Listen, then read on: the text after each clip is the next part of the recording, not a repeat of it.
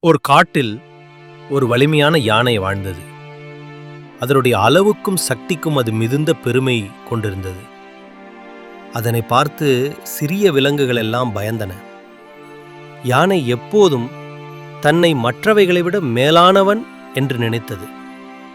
அதே காட்டில் ஒரு சிறிய எறும்பும் வாழ்ந்தது. அது மிகவும் பணிவானதும் உழைப்பாளியாகவும் இருந்தது. ஒரு நாள் யானை எறும்பை பார்த்து கேலி செய்தது. "நீ எவ்வளவு சிறியது தெரியுமா? உன்னை ஒரு அடியில் நசுக்க முடியும்" என்று யானை சொன்னது. அதற்கு எறும்பு அமைதியாகச் சொன்னது, "நீ பெரியவன்தான். ஆனாலும் ஒவ்வொருவருக்கும் தங்கள் தனிப்பட்ட திறன்கள் இருக்கின்றன." அடுத்த நாளில் எறும்பு யானைக்கு பாடம் கற்றுக் கொடுக்க தீர்மானித்தது. யானை தூங்கிக் கொண்டிருக்கும்போது எறும்பு அதன் காதுக்குள் நுழைந்தது. பின்னர் அதை கடிக்கத் தொடங்கியது. வலியால் வேதனைப்பட்ட யானை கூச்சலிட்டு ஓட ஆரம்பித்தது.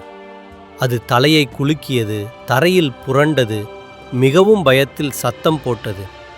"தயவு செய்து வெளியே வா. இனிமேல் நான் யாரையும் கேலி செய்ய மாட்டேன்." இதை கேட்டு எறும்பு அதன் காதிலிருந்து வெளியே வந்தது.